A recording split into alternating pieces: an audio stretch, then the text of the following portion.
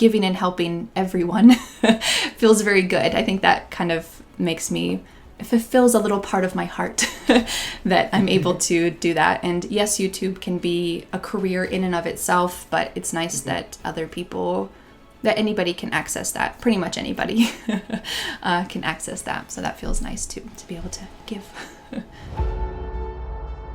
Welcome to Beyond Borders, Real Life English's new talk show.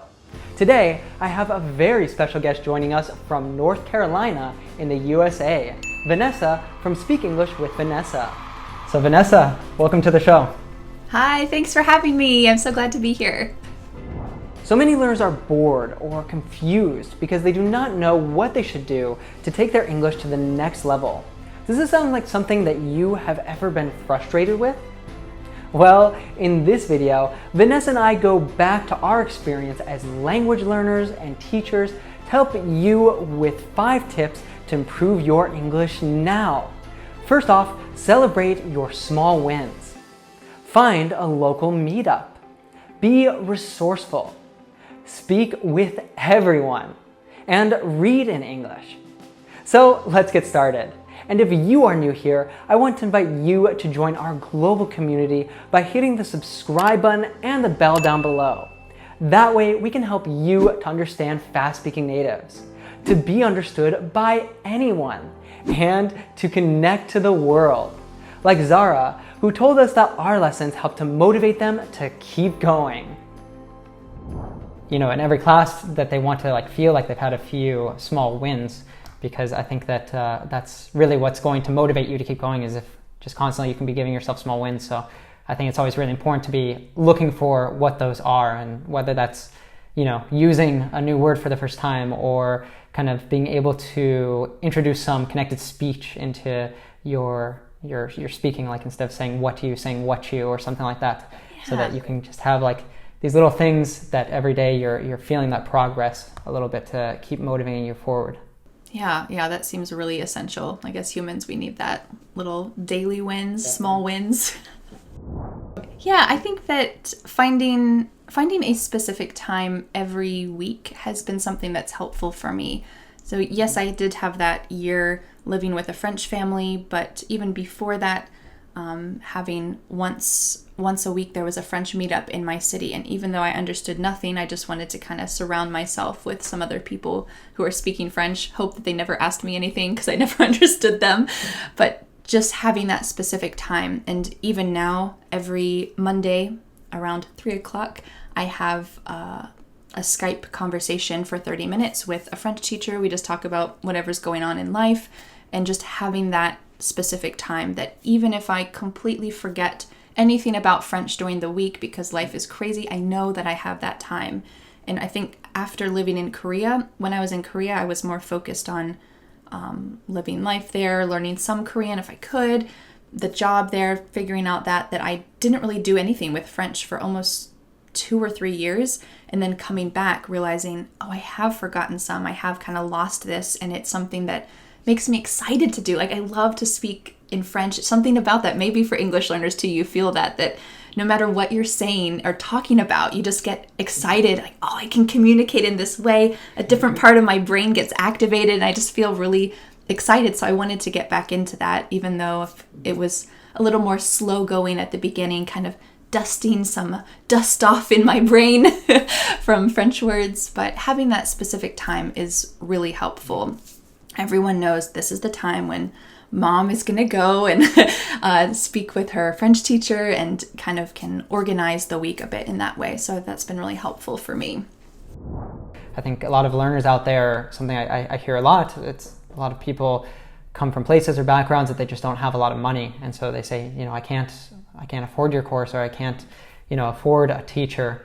But I think if you're resourceful, then it's kind of like you can always find a way. You can create your own sort of course experience by watching a lot of different videos on YouTube, or you can be really resourceful about going out there and finding ways to meet other learners and practicing together. So I think that's just like a quality that will in general always help you to be successful if you're resourceful and maybe, like you said before, bullish enough.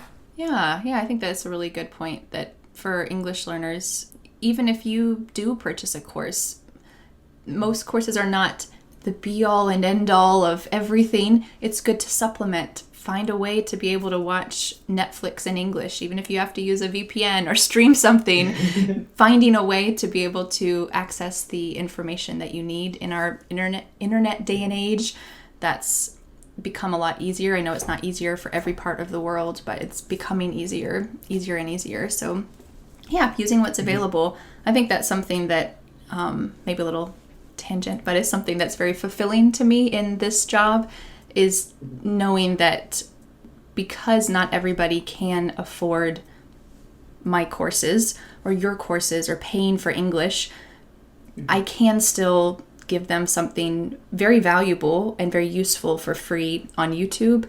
And I think that fulfills that teacher part of me that says, oh, it's so nice to give and to help.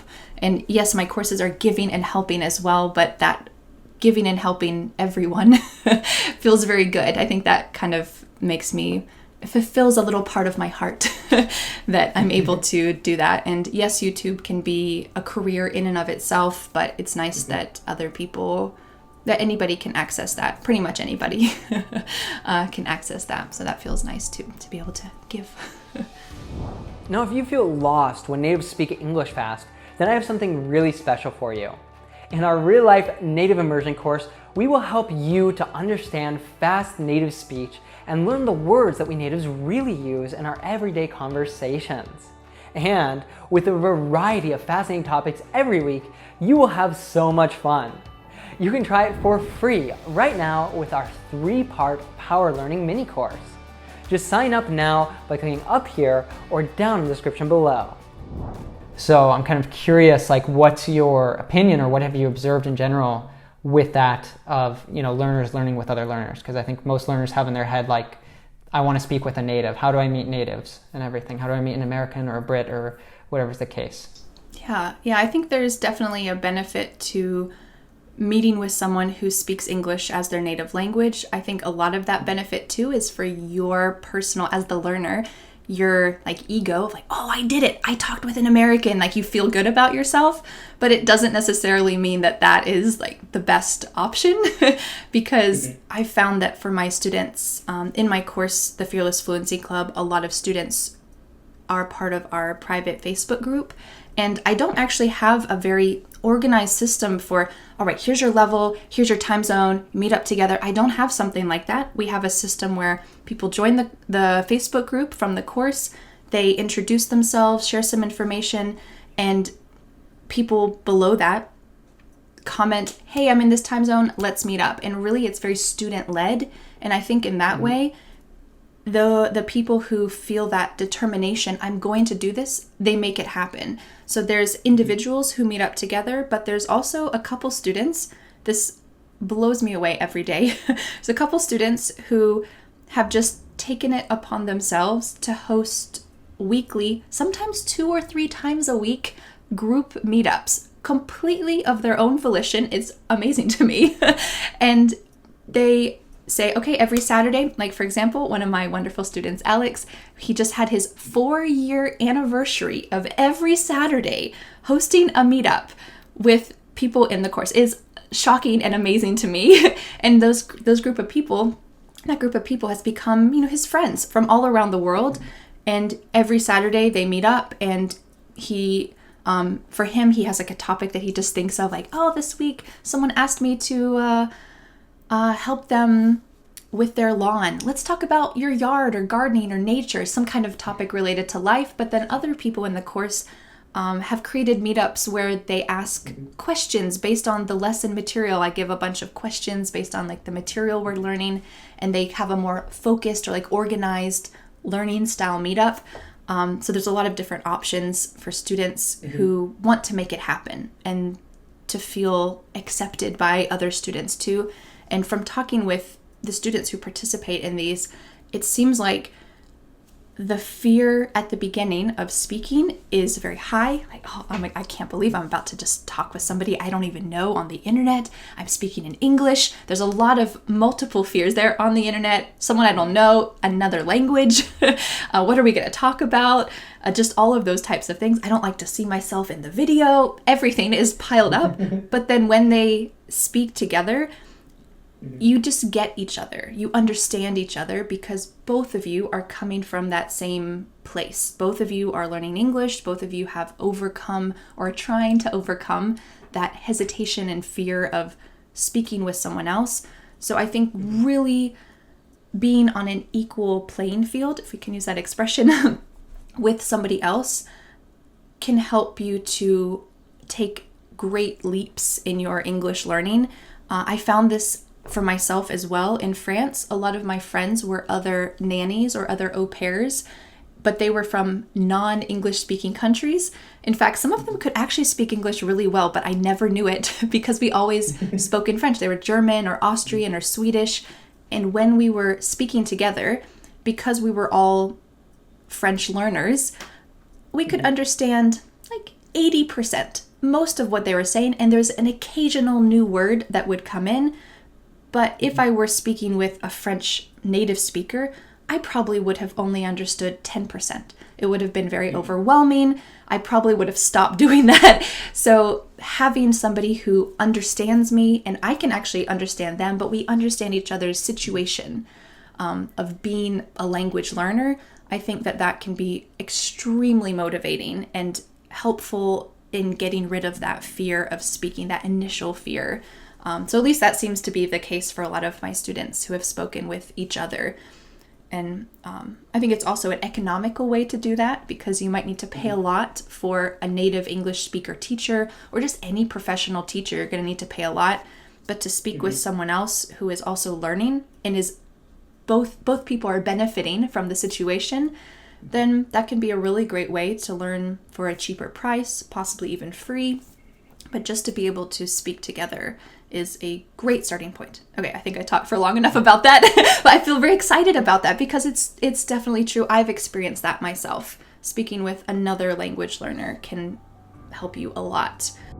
As you've seen here, in our language learning journeys, both Vanessa and I found it really important to put ourselves outside of our comfort zones and speak, whether with natives or other learners who were on the journey with us.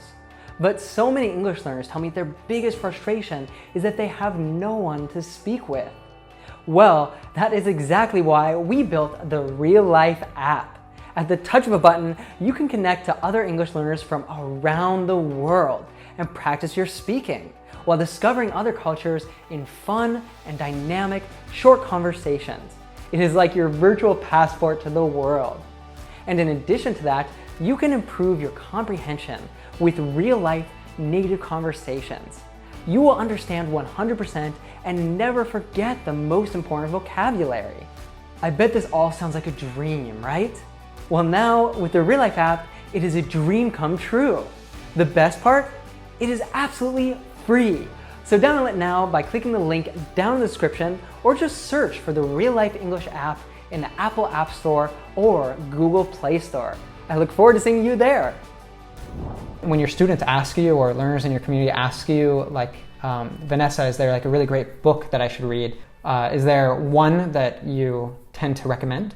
If you've never read a book in English, I recommend reading something that's meant for like upper elementary. It's not too childish, but it's not too complex with lots of description. So a good example of that might be The Curious Incident of the Dog in the Nighttime. Have you ever read this book? I started it. I never finished that one, though. Okay, well, maybe it's not a good option then. It's about like an autistic kid is the one who's telling the story, but there's a couple pictures. The way that he describes things is, I think, easy to grasp, but there's not too many complex words. Or a book like Holes. This is meant for like upper elementary age kids, but if you want to look at a whole list of that, below every YouTube video that I have, there's an Amazon link to all of those books. So you can just see like all of the top beginner books because yeah, that can be a really good way to boost your confidence too. Like, I finished a whole book in English and I liked it. That's great. That can be a good way to learn, but also kind of feel good about your English skills.